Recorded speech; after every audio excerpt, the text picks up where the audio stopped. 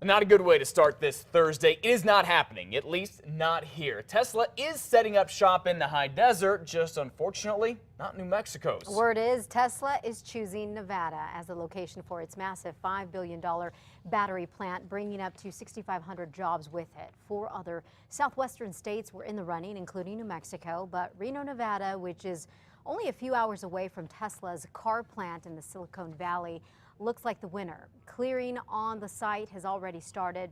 Nevada's governor said he'd make a major economic development announcement sometime today. Tesla confirmed to News 13 that company executives will be there.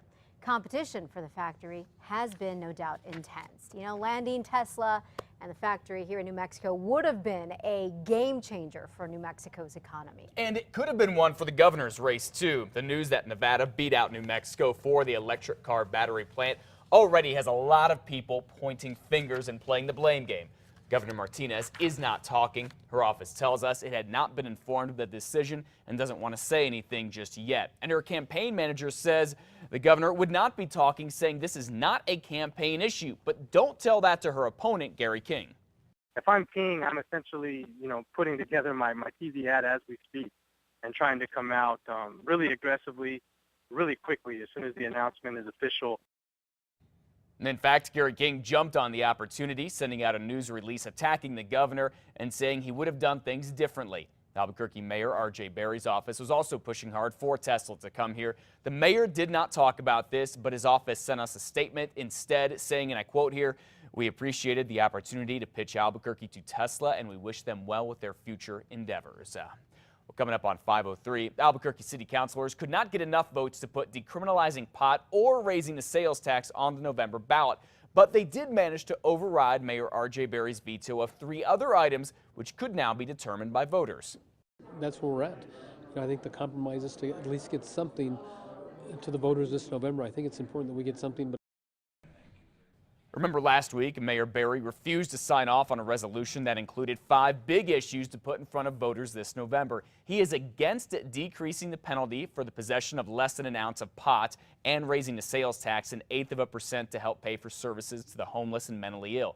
His veto also killed 3 other items dealing with special elections, government obligation bonds, and giving the council the power to confirm and remove police and fire chiefs.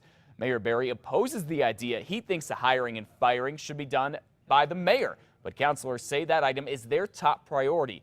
The mayor has until the end of this week to sign off on the bundled proposal, and his office says he will. Still, all of this is not a done deal just yet. You see, there's not enough room on the ballot for all 3 items. So next week, Bernalillo County Commissioners will decide which ones will make the November ballot. And as always, we'll keep you posted. Also, you should know Mayor Berry is going to be on 2 Casa this morning. We'll be talking about this and Tesla and more. Liz? You know, a sheriff is the person who leads sworn officers in your county, but it doesn't necessarily mean he has any experience being an officer himself. That's because New Mexico law does not require it. It is something the Sheriff's Association wants to change. The group is pushing for legislation in the upcoming session in January to require, at the very least, candidates be 21 years old and have 5 years of experience as a certified law enforcement officer. It's not just the academy, but it's just the years of experience within the profession that you want to lead. You got to have knowledge of what you're leading. The Sheriff's Association says Los Alamos County did not have a certified law enforcement officer as sheriff until 2010. If lawmakers approve the legislation, it would go to the voters who have to okay the constitutional amendment. Rio Arriba County Sheriff Tommy Rodella's law enforcement license remains suspended. Rodella did not attend a board hearing to appeal his suspension yesterday, so that means it stands. Last month, Rodella was indicted on federal charges for conspiracy to violate a driver's civil rights during a traffic stop in March. He has pleaded not guilty. The Rio Arriba County Commission has called for Rodella to resign, but he says he will stay on the job. Rodella does not need the certification to serve as sheriff per se, but he cannot perform police-like duties like making arrests. The Albuquerque police say a 19-year-old killed another man over $1. I'm going to actually raise the bond to $250,000 cash only. I'm concerned about the nature of the allegations. Daryl Martinez here made his first appearance in court yesterday, facing a murder charge. He's accused of shooting and killing James Lucero on Harper near the Nativo Lodge Saturday morning. Police say Lucero bought heroin from Martinez, but Martinez accused Lucero of shorting him $3. They say Lucero gave him $2, but Martinez was still angry over the $1, so he shot and killed him. Well, IRS agents swarmed a jewelry store in the northeast part of Albuquerque yesterday, and it's not the first time the owner has faced this kind of trouble. The IRS will not say why the owner is under investigation right now, but back in February, police say David Castle, the owner of the Gold and Silver Exchange here on the Knoll near Louisiana, bought coins they say were stolen from a priest, then tried to sell them back to the priest. A woman hired to clean the priest's home, Anita Manalo, is charged with larceny, accused of taking $70,000 worth of those coins. Liz? President Obama is in Wales today for the start of a two-day NATO summit where he will try to build an international coalition to address the growing threat of ISIS in Iraq and Syria, while his vice president hammers the message home. We will follow them to the gates of hell until they are brought to justice.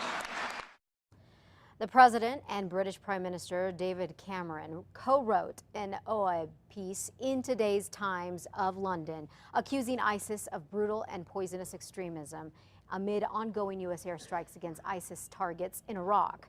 They beheaded a second American journalist, Stephen Sotloff, whose father was at a loss of words yesterday when a spokesman spoke on behalf of the family.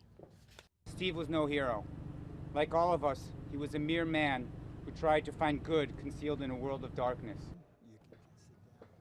Lawmakers are pressuring President Obama to quickly lay out a plan to stop ISIS.